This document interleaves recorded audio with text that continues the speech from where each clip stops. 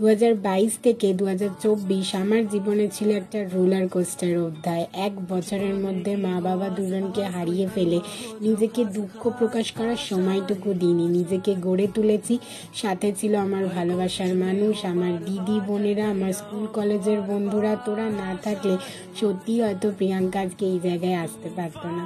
জীবন একটা roller coaster, জীবন একটা যুদ্ধ। সেই যুদ্ধে নেবে তোমাকে নিজেকে জয়ী হতে হবে। কেউ তোমার পাশে থাকবে না, দিনের শেষে তুমি একাই।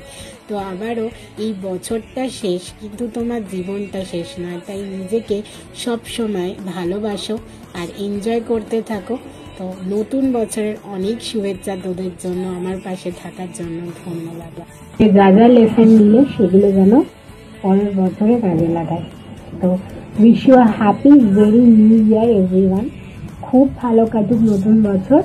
আর তোরা আমাকে এইভাবে সাপোর্ট করে যা, এইভাবে ভালোবাসা দিয়ে যা, আর কি চাই বল।